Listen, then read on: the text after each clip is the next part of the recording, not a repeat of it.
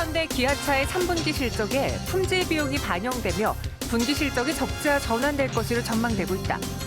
하지만 자동차 업계의 패러다임 변화에 대한 기대가 큰 만큼 자동차 관련주에 대한 투자 관점도 바뀌어야 한다는데 자동차주 실적 분석을 통해서 최선호주를 골라보고 투자 전략도 공개하는 시간 준비했다. 네, 와이드 경제 시간입니다. 요즘 자동차주가 핫해서 이분이 굉장히 많이 방송에 출연하고 계신데요. 오늘도 유진투자증권 자동차 애널리스트 이재일 애널리스트와 함께 현대기아차 그리고 이를 둘러싼 자동차주의 환경 짚어보도록 할게요. 함께 하시겠습니다. 안녕하세요. 안녕하세요. 네, 안녕하세요. 현대차랑 기아차가 최근에 계속 고공행진 하다가 요즘은 조금 쉬고 있어요. 뭐 코나 이야기도 있었고 여러 가지 이야기가 나오고 있는데 그래서 오늘 반등하는 분위기부터 짚어볼까요? 일단 최근에 좀 주가 동향을 보게 되면은 네. 코나 EV 화재 사건이 좀 있었고요. 그리고 얼마 전에는 이제 그 세타2 엔진 관련해서 대규모로 이제 일회성 비용을 잡았던 이슈가 있습니다. 그래서 맞아요. 이런 이유들로 인해서 지난 한 2주 동안 완성차랑 자동차 부품주들이 상당히 좀 주가 조정을 받았고요. 오늘은 이제 좀 반등세가 나오고 있는데요. 근데 최근에 이제 글로벌 자동차 업체들 그리고 부품사들 주가 동향을 보면 국내하고는 좀 다른 모습을 좀 많이 나타냈습니다. 왜냐하면 이제 9월 달 들어서면서부터 글로벌 자동차 시장이 본격적으로 반등을 하기 시작을 했고, 뭐 미국도 이제 플러스로 돌아섰고요. 그리고 중국이나 기타 시장에서도 수요가 반등이 나타나면서 이제 GM이나 아니면 다임러 그리고 뭐 테슬라 같은 경우도 3분기 실적이 굉장히 호실적을 기록을 하면서 주가가 상승하는 모습을 좀 나타냈었습니다. 그래서 이런 부분들이 좀 리콜 이슈에 묻혀서 반영이 안 됐었는데 그 이슈가 좀 해소가 되면서 국내 자동차 업종에도 주가가 이제 상승세로 반영되기 시작했다. 좀 이렇게 평가를 하고 있습니다. 네, 말씀하신 것처럼 코나 EV 화재도 있었고 이번에 현대기아차 3조 6천억 원 규모의 대규모 엔진 품질 비용이 발생을 했는데 이 부분에서 발생 이유는 무엇인지 비용 처리가 될 텐데 실적에서 그러면 큰 영향을 미치게 될지 그 부분도 좀 많이 궁금해하시거든요. 네. 일단 첫 번째로 이번에 반영을 하게 된 이유를 좀 보게 되면은 네. 사실 이 세타 엔진 같은 경우에는 기존에 좀 문제가 생겼었던 부분이고요. 2018년도에도 일회성 비용을 잡았었고 2019년도에도 잡았었는데 2019년도 당시에 현대기아차가 펼쳤던 정책이 세타2 엔진을 장착한 모든 차종에 대해서 평생 엔진 보증을 해주는 정책을 펼쳤습니다.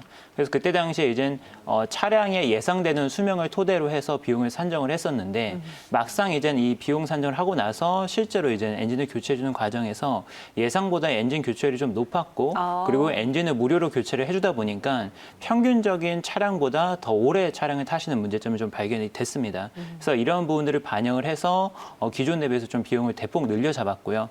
이런 것들이 이번 3분기 때 반영이 됐다라고 볼 수 있습니다. 그럼 이런 리콜과 같은 사건들이 항상 벌어지는데 자동차 업체에 있어서 가장 큰 악재 변수가 될 수 있는 거는 리콜 혹은 뭐 파업 이런 것들인가요? 어떤 변수가 있을까요? 리콜 굉장히 큰 변수라고 볼 수 있습니다. 뭐 글로벌리 봤었을 때 예를 들어서 네. 뭐 토요타의 과거 뭐 리콜 사태라든지 아니면 뭐 폭스바겐의 뭐 디젤 스캔들로 네, 인한 맞아요. 리콜 사태들을 보게 되면은 회사의 어떤 이미지나 브랜드 가치나 이미지 그리고 판매에 미치는 영향이 굉장히 크기 때문에 네. 리콜을 좀 눈여겨볼 필요가 있고요. 근데 다만 이제 저희가 좀 생각을 해봐야 되는 부분은 일단 첫 번째로 리콜이 없을 수는 없습니다. 대부분의 완성차 업체들이 이런 품질 이슈들을 다들 겪을 수밖에 없고 네. 이게 발생하느냐 안 하느냐뿐만 아니라 어떻게 대응을 하느냐가 굉장히 좀 중요하다고 볼 수 있는데 이번에 뭐 평생 엔진 보증 정책이나 아니면 보수적으로 비용을 반영하는 거는 그러한 행위 자체는 이제 상당히 좀 어떤 리스크를 확산을 차단하는 좀 그런 역할을 해줄 수 있다라고 볼 수 있습니다. 그리고 사실 세타2 엔진 같은 경우에는 현재는 이제 현대기아차의 주력 엔진은 아니고요. 네. 이제는 여기에서 차세대 엔진의 스마트 스트림으로 현재 넘어가고 있는 상황입니다. 그래서 내연기관차 쪽에서도 세타2는 이제 과거의 엔진인 거고 앞으로는 이제 차세대 엔진이 들어가고 있는 상황이고요. 그리고 또 더 먼 미래를 보게 되면은 뭐 내년부터가 바로 되겠지만 이젠 어떤 내연기관차보다는 전기차, 전동화로 이제 파워트레인이 넘어가는 단계이기 때문에 사실 세타2는 지금으로서는 아주 중요한 어떤 엔진이라고 보기는 좀 어렵습니다. 그래서 이런 측면을 감안하면은 2018년, 19년도보다 금액은 늘어났지만 사실 지금 어떤 비즈니스적인 타격은 과거처럼 크진 않다라고 좀 이렇게 평가를 하고 있습니다. 그럼 이번에 현대차, 기아차의 3분기 실적은 어떻게 예상이 될까요? 당초 이제는 3분기 실적은 굉장히 좋을 것으로 네. 예상을 했었습니다. 현대차 같은 경우는 약 1.2조 원의 영업이익을 기록을 해서 뭐 전년 대비해서 한 3배 정도 증가를 할 것으로 예상을 했었고 네. 기아차도 6천억 원대의 영업이익을 기록을 해서 상당히 좀 호시적을 기록할 것으로 예상을 했는데 워낙에 이번에 3.6조 원에 되는 비용을 반영을 했기 때문에 그 비용들이 일회성으로 반영이 되면은 좀 적자를 면치 못할 것으로 보고 있고요. 근데 앞서 말씀드린 것처럼 사실 지금 글로벌리 자동차 시장이 상당히 좋습니다. 9월 달부터 플러스로 돌아서기 시작을 했고 3분기 지금 실적을 발표한 기업들을 보게 되면은 다임러도 이제 실적 서프라이즈를 기록하면서 주가가 상승을 했고요. 뭐 테슬라도 실적 서프라이즈 기록을 했고 지금 뭐 GM이나 포드 같은 이제 실적 발표를 앞둔 기업들도 이런 긍정적인 분위기들이 반영되면서 주가들이 좀 오르는 분위기가 되고 있습니다. 현대기아차도 일회성 비용을 제거하고 놓고 본다면은 분명히 좀 상당히 개선된 모습을 보일 수 있을 것으로 보이기 때문에 이런 이슈들이 어느 정도 지나고 나서부터는 좀 본질적으로 변화된 부분들, 이런 분들이 주가에 반영될 수 있다고 보고 있기 때문에 3분기 실적은 리콜 이슈를 제외한다면은 네. 내용 측면에서 나쁘지 않다, 굉장히 좋다 이렇게 좀 평가를 할 수 있을 것 같습니다. 다소 조금 아쉬운 부분이 있지만 그래도 긍정적으로 평가해 주셨는데요. 현대차 최근에 레포트를 보니까 한 20만 원대 위에서 다 목표가를 산정하고 있더라고요. 현대차 투자증권 25만 원으로 가장 높게 제시를 한 것 같은데 지금 유진투자증권에서는 현대차, 기아차 각각의 목표가를 한 어느 정도로 제시하고 있는지요? 현대차는 지금 20만 원을 제시를 하고 있고요. 네. 기아차는 5만 4천 원을 54,000 타겟 원. 프라이스로 제시를 하고 있습니다. 현대차 20만 원이면 다른 증권사들에 비해 조금 높은 편은 아닌데. 네. 비슷한 뭐 어떤 평균적인 레벨 정도라고 생각이 되고요. 네. 일단 앞으로의 이제 현대차 주가의 어떤 드라이버들을 보게 되면은 말씀드린 이제 실적들 그리고 글로벌 수요가 회복되는 부분들 뭐 이런 부분들도 있고 내년부터 이제 전기차 사이클이 본격화되는 부분들이 있습니다. 그래서 지금 글로벌 완성차 업체들의 주가 흐름을 보게 되면은 전기차로 얼마나 빨리 전환되느냐에 따라서 주가 프리미엄이나 밸류에이션이 크게 변하는 모습을 나타내고 있기 때문에 내년도에 출시되는 전기차들이 상당히 이제 기대했었던 성과를 내준다고 한다면은 그 부분들이 이제 밸류에이션에 반영이 되면서 20만 원 이상 충분히 이제 넘어설 수 있을 것으로 보고 있고요. 현재 지금 올해 예정돼 있는 제네시스의 북미 출시 그리고 뭐 SUV 사이클 뭐 이런 것들을 감안하면은 뭐 올해 안에도 충분히 20만 원을 돌파할 수 있을 것으로 보고 있고 내년도가 되면은 뭐 그 이상으로도 업사이드를 좀 볼 수 있지 않을까 이렇게 판단하고 있습니다. 그럼 전체적인 3분기 자동차주들의 실적은 호실적으로 보시나요? 어떻게 보세요? 전반적으로 컨센서스를 상회하는 호실적을 기록을 할 것으로 보고 있고요. 이젠 완성차랑 부품차랑 조금 이제 실적 모멘텀의 차이는 있습니다.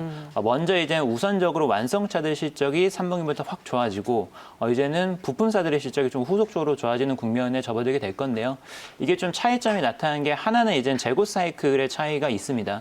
3분기까지는 코로나 이슈로 인한 어떤 판매 불확실성이 있었기 때문에 재고들을 좀 굉장히 슬림하게 가져왔습니다. 재고를 좀 축소하는 사이클이 3분기였다라고 한다면은 9월부터 올해 연말까지는 재고를 다시 확충하는 사이클이 될 거기 때문에 완성차들이 판매가 잘 되면서 일차적으로 실적이 좋고 그 다음에 이제 후속적으로 생산이 증가하면서 부품사들의 실적이 좋아지는 또 국면이 될 것 같습니다.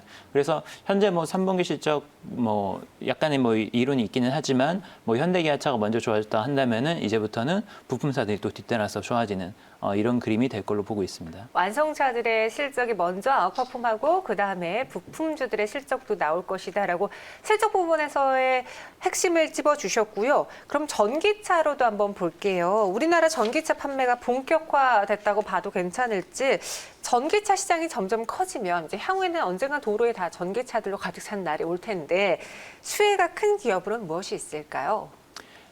전기차 시대로 이제 넘어가게 되면은 네. 가장 큰 수혜는 완성차 업체들이 될 걸로 보입니다. 완성차요? 왜냐하면 직접적으로 현대기아차가 네. 전기차를 만들어서 판매를 하게 될 것이고 거기에서는 가장 큰 수혜는 당연히 이제 완성차 업체들이 될 걸로 예상을 하고요. 그리고 그에 못지않게 이제 중요한 역할을 하게 될 게 국내 이제 2차 전지 밸류 체인들이 될 것 같습니다. 자동차의 어떤 핵심 부품 자체가 이제 엔진에서 2차 전지로 넘어가는 거기 때문에 2차 전지 셀 제조 업체들 그리고 소재 업체들 이런 업체들이 또 완성차 못지않게 이제 크게 수혜를 볼 수 있을 것을 보고 있고요. 자동차 부품사들 같은 경우에는 기존의 내연기관차에서 상당 부분 내연기관차 관련 아이템들이 상당 부분 포션을 차지하고 있기 때문에 얼마나 성공적으로 전환에 성공을 하느냐 여기에 따라서 좀 주가나 뭐 밸류에이션 이런 분들이 좀 엇갈릴 것 같습니다. 그래서 상당히 여기에 잘 적응해야지만 좀 주가 상승과 업사이드를 좀 노릴 수 있는 좀 이런 측면이 있을 것 같습니다. 우선 가장 큰 수혜를 볼 수 있는 건 완성차 업체일 테고 그 밑에 밸류체인이라든가 부품주 쪽으로 봤을 때는 내연기관에서 친환경차로 얼마나 성공적으로 전환하느냐가 기업들에게 중요하다 이야기하셨어요. 그럼 수소와 관련해서 또 우리가 볼 수 있는 게 최근 미국 대선이 진행 중에 있는데 시작이 될 텐데 바이든 후보의 지지율이 계속 높아지면서 친환경 관련주들이 부각을 받고 있거든요. 그럼 수소차, 전기차도 조금 더 바이든 후보의 대선 성공으로 인해서 더 힘을 받을 수 있을까요? 굉장히 이제 중요한 이벤트가 될 것 네. 같습니다. 왜냐하면 지금 트럼프 대통령하고 바이든 후보하고 굉장히 이제는 정책적으로 극과 극을 달리고 있기 때문에 누가 대통령이 되느냐에 따라서 앞으로 성장성이 크게 이제 영향을 받을 수밖에 없다 이렇게 볼 수 있습니다. 특히 수소차 같은 경우는 더더군다나 이제 미국 대선 결과가 상당히 중요할 수밖에 없는 게 네. 바이든 후보의 대선 공약을 보게 되면은 연 300만 대 규모의 어떤 연방 정부 구매 차량의 대부분 다 이제 친환경차로 전환을 하겠다. 그리고 스쿨버스도 이제 수소차로 전환하겠다. 수소차가 아니라 친환경차로 전환하겠다. 이런 부분들이거든요. 근데 지금 얘기가 되는 부분들은 상용차 그리고 중대형 차종 같은 경우에는 동력원을 수소로 이제 가게 될 가능성이 상당히 높다라고 보고 있습니다. 그래서 이렇게 상용차 구입 자체를 친환경차로 전환을 하게 되면은 상당 부분이 좀 수소차가 될 수밖에 없고 그리고 이런 수소차들이 먼저 이제 상용차로 보급이 되게 되면은 인프라가 자연스럽게 좀 깔릴 수밖에 없습니다. 그래서 이분이 또 나중에 수소 승용차가 보급되는 기반이 될 수 있기 때문에 미국 대선 결과에 따라서 수소차의 성장성은 굉장히 좀 크게 차별화가 될 가능성이 좀 높다라는 점이 있기 때문에 굉장히 좀 눈여겨봐야 될 이벤트입니다. 네, 큰 이벤트라고 이야기했습니다. 대선의 결과에 따라 수소차주들의 움직임에도 영향을 받을 수 있을 것으로 보이는데 그럼 마지막으로 자동차주 내에서의 최선호주를 들어볼게요. 어떤 종목인지 목표 주가도 좀 제시해 주시죠.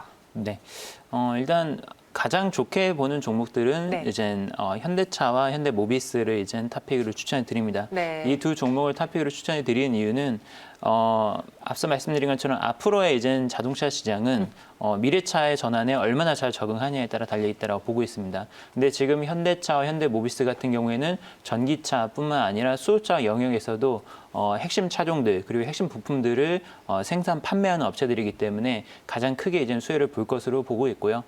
단기적으로 이제 어떤 앞서 말씀드린 재고 사이클까지 좀 감안을 한다면은 부품사들이 조금 더 유리한 국면이 당분간 펼쳐질 것으로 보고 있습니다. 연말까지는 올해 생산을 못했었던 부분들이 생산이 많이 될 것이기 때문에 이런 생산이 많이 늘어나면서 실적 개선된 부분들이 반영이 될 거고 이렇게 딱 이런 걸 감안하면은 현대모비스나 현대위아처럼 현대차 그룹 내에서 저평가됐었던 부품사들이 좀 아웃퍼폼할 수 있는 여지가 있다라고 보고 있기 때문에 이 두 종목들 이렇게 또 추천을 드립니다. 현대차, 현대모비스 이야기하시면서 현대위아도 지금 저평가라고 살짝 언급해 주셨거든요. 네. 그럼 현대위아도 접근하기 매력적인 가격대라는 거죠. 상당히 매력적입니다. 왜냐하면은 네. 현대위아가 사실 자동차 부품 쪽하고 이제 기계 부분 이렇게 두 가지 영역이 있는데 네. 사실 기계 부분에서 적자폭이 좀 컸었기 때문에 이 부분이 주가의 발목을 좀 잡았었습니다.